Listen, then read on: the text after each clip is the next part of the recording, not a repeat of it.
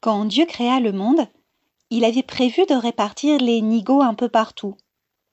Ici et là, une pincée seulement à chaque fois.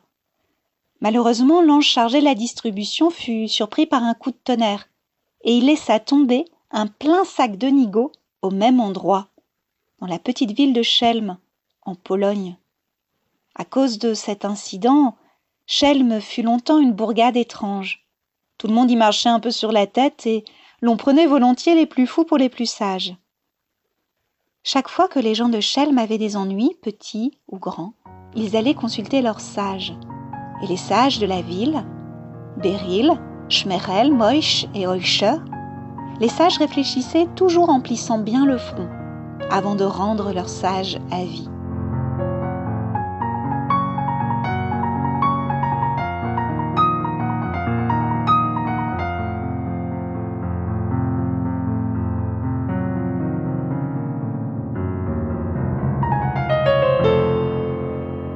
Cette fois-ci, c'était l'été.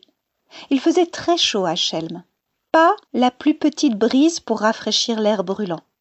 Les hommes ne pouvaient pas travailler, les femmes ne pouvaient pas cuisiner, les bébés ne pouvaient pas dormir et pleurer sans discontinuer. Au désespoir, les gens de la ville allèrent donc consulter les sages. « Que faire ?» dirent-ils. « Il fait si chaud que l'eau bout toute seule dans les bouilloires. Nous ne pouvons pas travailler, ni cuisiner, ni dormir. » Les sages écoutèrent et plissèrent leurs grands fronts. Puis Beryl, l'un d'eux, prit la parole. « Voilà la réponse à votre problème. Près de notre ville s'élèvent des montagnes. Au sommet de ces montagnes, il reste encore un peu de neige. Vous tous, gens de Chelm, vous devez gravir ces montagnes et emplir vos poches de neige, autant que vous pourrez en porter. De retour chez vous, cette neige vous aidera à vous tenir au frais. » « Oh, mais quelle bonne idée !» s'extasièrent les gens de Chelm. « Quel sage conseil !» Et les voilà partis, dans les montagnes, hommes, femmes, enfants, bébés, le rabbin en tête. Là-haut, ils s'emplirent les poches de belle neige blanche, puis ils redescendirent à Chelm. Mais le temps d'arriver en bas, toute la neige avait fondu. « Oh, pas de chance !» gémirent les gens de Chelm. « Cette neige ne valait rien. » Et ils retournèrent voir les sages. « Que faire ?» dirent-ils. « Il fait si chaud que la terre durcit et le fer se ramollit. Nous ne pouvons pas travailler, ni cuisiner, ni dormir. Par pitié, dites-nous que faire. » Les sages écoutèrent, puis Schmerel prit la parole. « Le problème, dit-il, c'est le soleil. Il brille trop fort. La solution, c'est de tromper le soleil et de lui faire croire que c'est l'hiver. »« Mais comment ?» demandèrent les gens de Chelm. « C'est simple, répondit Moïse. « Rentrez chez vous, enfilez vos plus chauds habits, fourrure, tricot, bonnet de laine, bottes fourrées et cache-nez, mitaines, puis vous ressortez dans la rue. Quand le soleil vous verra si chaudement vêtu, il croira que c'est l'hiver. Et il pâlira. » « Astucieux !» s'extasièrent les gens de Chelm. Chacun courut chez soi et chacun s'emmitoufla, fourrure, tricot, bonnet de laine, bottes fourrées, cache-nez, mitaines. Puis chacun alla se planter au soleil sur la grande place. Même les bébés étaient empaquetés jusqu'aux oreilles. Et tout le monde attendit. Bientôt, tout le monde eut très chaud. On étouffait, on transpirait, les bébés hurlaient à qui mieux mieux. Mais le soleil n'avait pas l'air de se croire en plein hiver, au contraire, il tapait sec.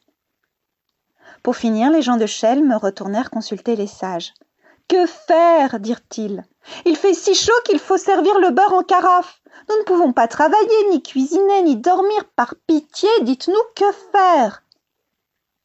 Enfin, Oischer prit la parole. « J'ai une idée, dit-il. »« Quoi ? Quelle idée ? Dites vite !» supplièrent les gens de Chelm. « À mon avis, s'il n'y a pas de brise à Chelm, c'est que la montagne qui est derrière la ville empêche l'air de circuler. Prenez 2 hommes bien bâtis, les 2 plus costauds de la ville, et envoyez-les au pied de cette montagne, qu'ils nous la poussent un peu de côté. » « Mais oui, voilà ce qu'il nous faut !» s'écrièrent les gens de Chelm ravis. « Oh, cette fois, c'est la fin de nos misères !» Et ils repartirent soulagés. Les 2 plus costauds de la ville étaient, comme chacun le savait, Lemel, le portefaix, et Mendel, le boucher. Dès le lendemain, on les envoya donc déplacer la montagne. Ils prirent position et ils se mirent à pousser. Ils poussèrent et poussèrent et poussèrent, tant et plus. 1 heure, 2 heures, 3 heures, et toujours ils poussaient. Le beau soleil de Chelm tapait avec ardeur, cramoisi, trempé de sueur, Mendel et Lemel poussaient. C'est que la mission en valait la peine. À midi, la femme du rabbin leur apporta du bortsch à la crème. Ils s'arrêtèrent donc de pousser le temps de se refaire des forces. Puis chacun d'eux se dépouilla de sa chemise, la jeta au sol et se remit à pousser. Lemel poussait, Mendel poussait, ils poussaient, soufflant comme des phoques. Et tandis qu'ils poussaient si fort, un voleur vint à passer. Oh, voyant 2 belles chemises à terre, il les ramassa et s'enfuit.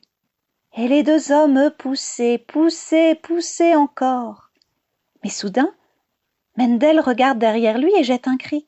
« Lemel, nos chemises ont disparu !» Lemel s'arrête de pousser et regarde derrière lui. « Oh bon sang! Mais où sont-elles? Ma chemise, ma plus belle chemise !» Il cherche alentour, il cherche partout, pas de chemise. Que faire? Oh, que faire? Quand on se pose cette question et qu'on est à Chelm, il faut consulter les sages. Les sages écoutèrent donc avec attention. Mais aucun des 4 ne plissa le front, car cette fois-ci la réponse était simple, limpide. « Lemel, Mendel, vous avez rendu un fier service à la ville de Chelm. Bientôt la brise va souffler, il fera beaucoup moins chaud. Car si vous ne voyez plus vos chemises, c'est que vous les avez perdues de vue.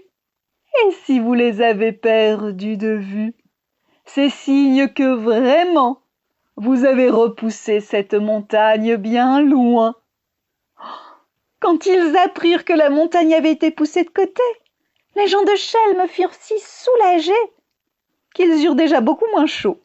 Ils allumèrent des feux de joie et remercièrent le ciel d'avoir donné à leur ville des sages aussi avisés.